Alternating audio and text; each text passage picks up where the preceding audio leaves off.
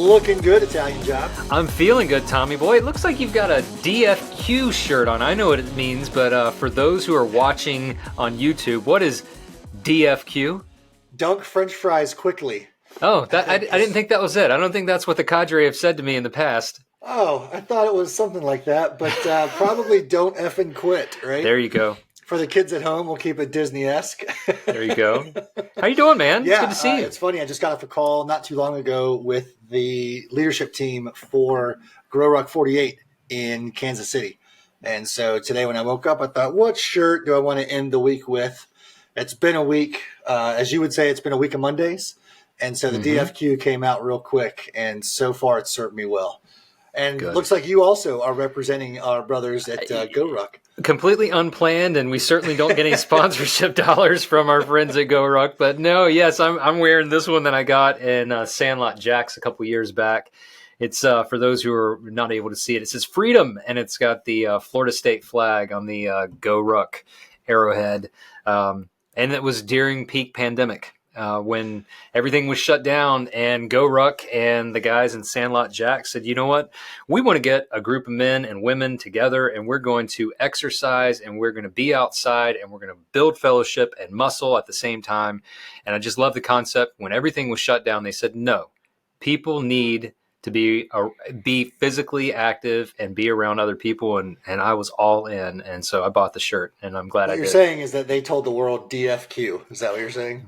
Nailed it. Yeah. Nailed it. Got it. Yeah, well and done. For those interested SWT listeners, that is a previous episode that you can go back and, I'll shamelessly plug past episodes. So there's that. I love it. Hey, TB, what are we talking about today? Yeah, well, one of our friends on the Slack channel and on the Twitter sphere, or whatever the kids are calling it these days, XWZ, whatever, reached out and pinged us on a story coming out of the Northeast. And I think from the jump, you and I were basically in once we read a short blurb on what our guest was up to. I'm going to bury the lead because I want our guest to share it. So without further ado, hey, jump on in here. Tell the packs your name and Rama and how you wound up with the name Hey Hey. So Jeff Harmon, 49, soon to be 50. Pre-spec, little pre-spec action. Yeah. And my F3 name is Hei Hei. No, IJ and I are in the South, and so Hey Hey means it's probably something different, and it's spelled different. So walk us through that name and how you wound up with it. Yeah, so first time got into the COT, like, tell us about yourself. And at the time, my family and I had vacationed in Hawaii that previous summer. And I was thinking about a tattoo with Hawaiian imagery. And one of the guys, I think our site Q, he said, well, we're definitely not going to call you Maui. And he said, I think it was him, threw out Hei Hei, who is the dumb chicken. From Moana. Along with Moana That's right. On the search. So, yeah, it stuck. I loved it. And so ever since, I am Hei Hei, Hei. Hey, well, it could have been Moana, so I think you wound up okay. Yeah, that's not too bad. And that movie's, it's been out for a couple of years. It's still on a pretty regular rotation in my house. So, I mean, I guess technically when they gave you the name, you could have said, you're welcome, because you had it going for you. So, yeah. Hey, where's home for you? Where's your home region? I am in northern New Jersey, and my home region is F3 Morris, the ward. Nice.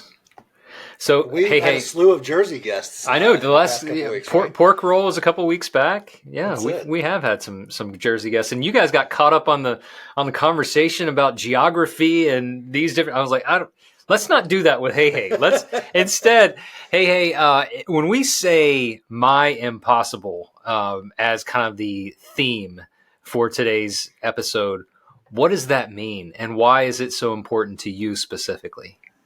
Oh man, I live. So my story is I live life in a wheelchair. I was diagnosed with a neurological disease in 2006, a degenerative disease, progressed. broke in the midst of that, broke my left leg tibia and fibula in 2013, ended up in 2017 just saying I need to be safe and I need to be able to move. So I got into a wheelchair in the beginning of 2017. So for me, there's a lot that's impossible. I mean, literally, it's very difficult at best, a lot of things. And so for me, I got connected in 2022 with an organization called More Heart Than Scars. And More Heart Than Scars is based out of the Asheville area. And I got curious and I was like, I wonder if I could do a Spartan race, and found More Heart Than Scars and it wasn't actually a Spartan. It was a local OCR in the Asheville area called the Bear Crawl, and did that. And I literally did impossible things. I went through a fast running stream. I went through unbelievably difficult terrain. And at the end of it, I just stopped and was like, I just did the impossible. The impossible was made possible. And it was made possible by a group of people that came around me and supported me to be able to do that. And so when I think about that phrase, my impossible, it's just kind of a cry or a call out to the world. It's like, this thing in front of me, this is my impossible, but my impossible is our possible. That's our tagline. So spoiler alert, I started a not-for-profit called My Impossible, and our tagline is my impossible is our possible. And I experience that multiple times a week when I go to F3, and somebody might look at that, me participating in a beatdown, and say that, well, that's impossible. But every week it's possible. So the big reveal, I guess you could say, on my impossible is in September of 2025, me and 30 other people are going to climb. They're going to help me climb Mount Kilimanjaro in a wheelchair. Wow. And so that's our big mission, our inaugural mission of My Impossible. And our mission is to ignite a movement around the world of people taking on things in community that they once thought or believed was an impossibility for them. So, I mean, a million thoughts coursing through my head. Huge T collapse, right? So, like your namesake, Hei Hei takes me back to Moana, and in the flick, right, she decides to take this hero's journey away from everything that she's known out into the dangerous world to find the thing that she's meant to do, right? So, at some point, as you said, you wound up choosing a wheelchair because you needed to get around and you needed to be safe while doing it. As far as I can tell, most of society would be quote unquote confined to that wheelchair, and that's their definition for the rest of their lives. But you and many, many other unsung heroes decided that's not going to be what defines you.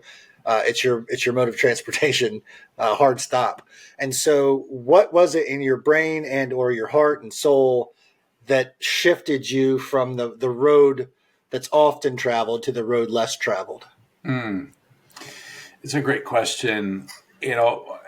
Much to the chagrin of my wife, I kind of went kicking and screaming for a while. I'm 6'3", 235 pounds. I'm a big guy, active before the wheelchair. And so for me, I don't know that when I transitioned to life in the wheelchair, my mindset ever changed. Now, I will say, I grew up living pretty much scared of everything. I was not the adventurous sort. I was not the tree climber. I was not the first in line at the roller coasters at the amusement park. Um, and so there was a shift to say, you know what? I, I've come this far. Why not? Mm-hmm. And that's often a question that I ask myself. I wonder if I could do this. Like people ask, well, has Kilimanjaro always been like a dream or doing Spartan races? Not really. I just got to a point when I said to myself, I wonder if I could do that. And I would look for the opportunities and the avenues to do that. And it just stuff started coming into fruition. So I don't know that there was some major light bulb moment that clicked for me. It was more like, I wonder if I could do that. Mm-hmm. And believe me, through this process, I've been scared. Like I don't know if you guys have ever seen or your audience has seen at a Spartan race, they often have the A-frame, the metal A-frame with Yep. the rope, The cargo net on one cargo side. Yep. rope. Yeah. Like I am deathly afraid of heights, but something has switched in my brain, and I credit F3 in many ways for this. Like I'm not scared anymore. Nice.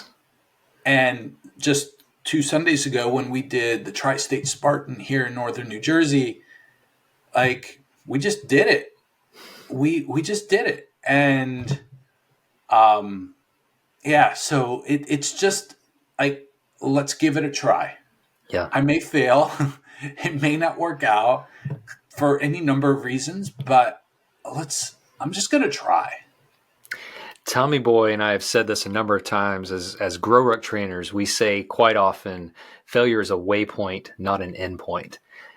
Failure is only an endpoint if you say, I'm done. This is it. I'm giving up. Clearly, that's not in your vernacular, that you are completely done. That's not the case. So talk me through. I'm interested in. All right, so you've got a Spartan race. Now I've done these mud obstacle course races. They're nasty and they're not easy. There's nothing easy. So how are you in the chair until you get to an obstacle, and then you do what you can? You've got guys to help you over certain spots. Like walk me through that. What does that look like when you're doing an OCR like that? Yeah, so it's a special chair. It's not, the lightweight road chair that like I'm in now. And it's a whole system that More Heart Than Scars has developed over the last decade to get me through rough terrain.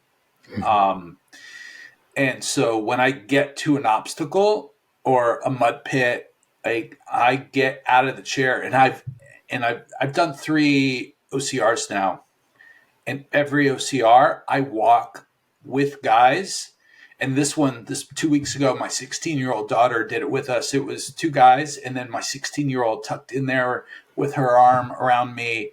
Like I'm committed to walking over the finish line to the best of my ability with that support. And it's the same, whether it's the A-frame, whether it's the mud pit, whether it's, whatever the obstacle is I'll just get out of the chair and the guys, and sometimes the ladies who are part of the team they'll come to me. They don't assume what I need, and they'll say, what do you need? And that's a huge shift in the world of disability. Is most of us, including my story, for the first 45 years of my life, 44 years of my life, was just to assume, just to go and say, well, I'm going to help. But part of this community that I've been blessed to be a part of is that they come alongside me and say, what do you need? And there are times, like 2 weeks ago, when I said to them, I don't know what I need. And then they step in and sort of direct traffic, move my feet on the ropes or whatever it is that they need to do. So I get out of the chair and just throw myself into it as best I can, and then say, this is what I need in this moment. You and I talked before we hit record, Hey Hey, about kind of your journey and my current mammon. And I hear you loud and clear when you talk about the assumption piece, right? When the guys here in Greensboro wanted to make sure that F3 Greensboro looked more like our community and our demographics, we almost made the mistake of jumping in, assuming we knew how to fix a problem. Well, there was no problem. The only problem really was that we weren't giving F3 away to all men. And that was a quick reality check. I learned we have several folks that live with us on the farm that are nonverbal communicators, and they're some of the best communicators I know. And when I stop assuming what they're saying and listen to how they're communicating, not only do I learn a lot, but I become a better communicator and I become a tremendous listener. It's kind of amazing what we can do when we get out of our own way and pull our head out of our own sticks, right? What would kind of be your rally cry? Because listen, days are hard for everybody, right? It's hard to kick the sheets off the fart sack and throw your legs out of the bed, but when you get out in the F3, you never leave an F3 workout and say, "Man, I wish I hadn't got up this morning and come to this workout and seen my friends." But that doesn't change that tomorrow could be a really hard day because today was a long day or you got ground down at work or whatever it is. But there's always that spark, and I see it more and more in the men of F3 that helps them kick the covers off. What is it within you? What's that fire that helps you throw those off and move forward? And it kind of goes back to my story of how I got to F3. I had a mentor of mine who said to me in fall of 22, "Jeff, you need a squad. You need a squad." And this is part of my spiritual journey in formation as a man. "Jeff, you need a squad." And he said, "I've heard about this F3 thing. I'm not a part of it, but why don't you check it out?" And it took like 3 or 4 times for him to mention it. And I finally, providentially, there's a region 15 minutes away from my house. And I showed up. After only 3 or 4 times, you're way ahead of the curve, my friend. Way ahead. And so I showed up one Saturday morning. And so going back to your question, what's the spark? I need this. I need this. Mm-hmm. And I'll be honest, I almost quit a few times early on. Early 22, it was a really cold, or early 23, it was a really cold winter here. A couple of 0 days, and I would almost talk myself out of going. I was like, this is too hard. I'm a burden on everybody else.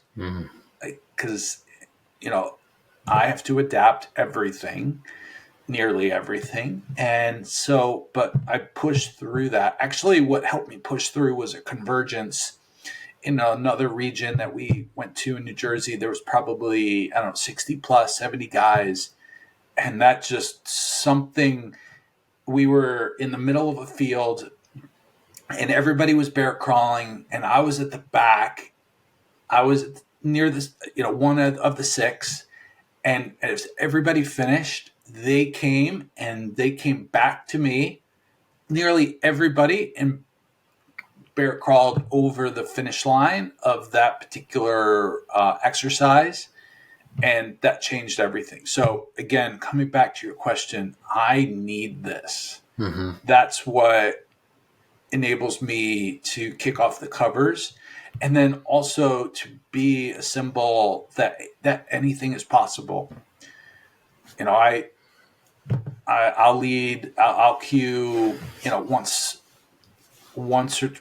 a month, once every other month. Again, because I want to be out in front and show everybody that anything is possible.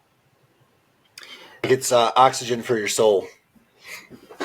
Yeah. There's a workout in Charlotte, and for those who aren't aware, F3 Nation started in Charlotte, North Carolina, and there's a workout with our community that are a lot of folks who are getting through addiction and they're recovering and they're getting stronger mentally, physically, spiritually, emotionally, and it's called I'm Possible, spelled impossible, but it's I'm Possible, and it changed my concept of impossible. It's amazing to me how your perspective, when you change your perspective, how a lot of folks think that your perception is reality, but it's really interesting when you sit back, as TB said, you stop talking, you start listening, you realize maybe my perception is off. Maybe I need to shift my mindset to something else, something greater. I think society today tells us that everything is throwaway. It's a world of convenience, and everything is bubble wrapped, and everything is microwaved and Amazon same day delivery. And which means when things get tough, throw it away. Just give up on it. I'll find something else. But it seems to me like your mindset is not impossible, but I'm possible. And we kind of talked about, you've got something pretty awesome, and I think it's fair for us to say, how can the men of F3 Nation support what you want to do, what you and the 30 plus other folks want to do with Mount Kilimanjaro to get you there, for you to complete what everyone else says not possible, can't be done. So how can men support you? Yeah, thank you for that. So www.myimpossible.org is our website. It tells a little bit of our story, our mission, vision, my personal story. There's a place for you to sign up to be to get our regular emails I said this before we hit record, we want everybody to feel part of this journey together. I don't want to be inspirational porn where it's you enjoy it for a moment, you feel good for a moment, and then it's done. We want to invite as many people as possible to join the My Impossible journey, whatever that is for them. And so on our site, you can sign up to be part of our email list. We promise not to spam people. It really is. We're going to share stories of training. We're going to share stories of team members. We're going to share where the funds that we are raising, where those are going. Right now, we are raising money for my specific wheelchair. Like I said before, my dimensions are not suitable for the most wheelchairs, and so a custom rig is being created for me. We're raising money for that. So we want, the call is to be part of what we're doing, even if for one reason or the other, if you decide to never financially support us, that's okay. We want you to be part of our story in our community. And then at a certain point, we're going to challenge everybody who has said yes to coming along. We're going to challenge everybody to determine what their impossible is. Now, we have a vision about 1 year out, so that'll be this September of 24. We want people to come along with us in whatever their impossible is. Maybe there's a grandma who is limited and she wants to walk a mile with her walker in the mall. That's awesome. Maybe it doesn't always have to be physical either. It could be educational. It could be relational. I was just talking to a guy yesterday and just knows that I know he's got some challenges with his aging dad, and it feels impossible to reconcile. So maybe it's that for him. So www.myimpossible.org, whether it be to financially support us or just to sign up and be on our email list to stay in step with what we're up to, those are great steps. That's awesome. I just registered, so you'll see my name coming through at some point. Awesome. Um, there's a great story I heard recently by a guy named Neil Ford, Italian Job, and I listen to him quite often. It's on YouTube. It's called The White Rhino, and it tells a great story that I'm not going to spoil that takes place at the end of World War II.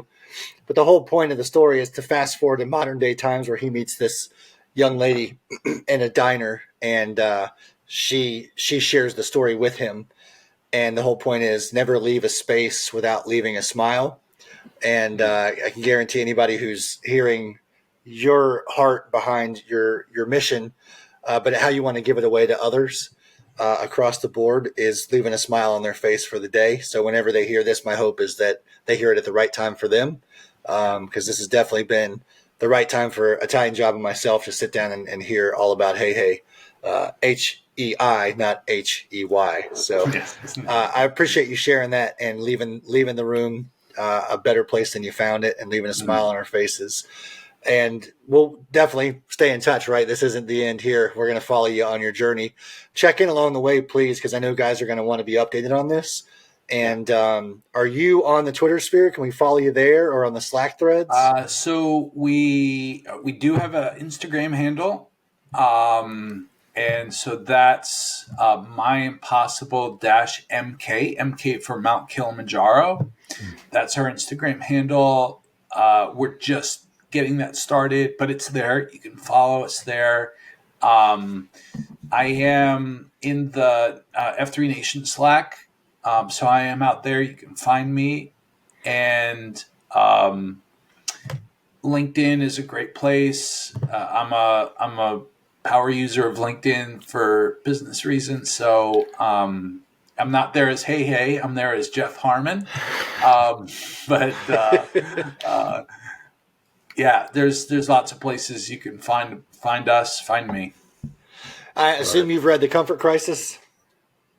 No, I haven't. Okay, add that to your list, my friend, because what you're about to take on is also known as a misogi.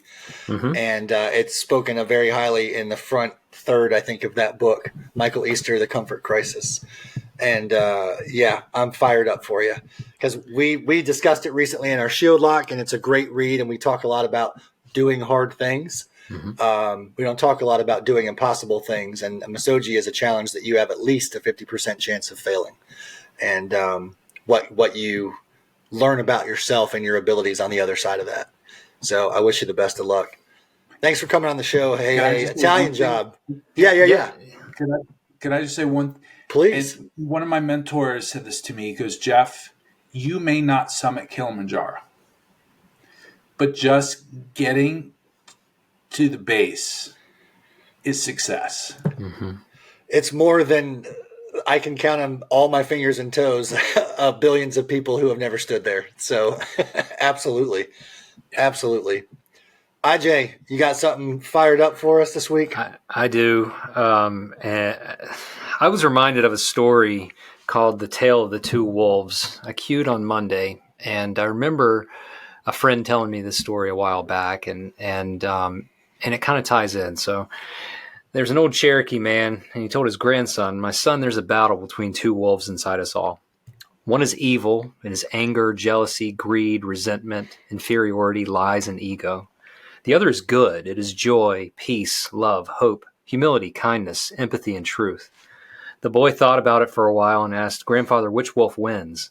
And the old man quietly replied, "The one you feed."